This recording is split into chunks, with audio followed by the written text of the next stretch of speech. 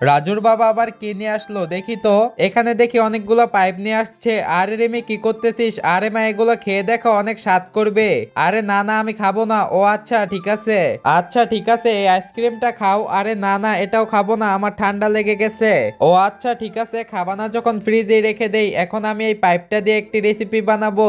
এই তো প্রথমে একটু কেটে নেই। আরে সবগুলো তো বাহিরে পড়ে যাইতেছে, তাড়াতাড়ি করে গ্লাসের মধ্যে ঢেলে নেই। এই তো একটা ঢালা হয়ে গেছে, এখন আরেকটা ঢেলে নিব। আরে বাহ অনেক সুন্দর লাগতেছে। এবার গ্লাসের মধ্যে বরফ দিয়ে পানি দিয়ে দেই। এই তো এখন এই লেবুটা কেটে গ্লাসের মধ্যে দিয়ে নিব।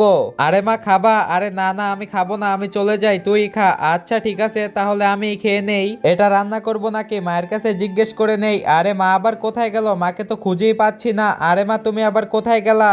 একজন মা কতটা আপন হয়ে থাকে, যার মা নেই তাকে গিয়ে জিজ্ঞেস করে দেখো। তো দেখা যাক বন্ধুরা, মায়ের জন্য কে কে ভিডিওতে লাইক এন্ড সাবস্ক্রাইব করে।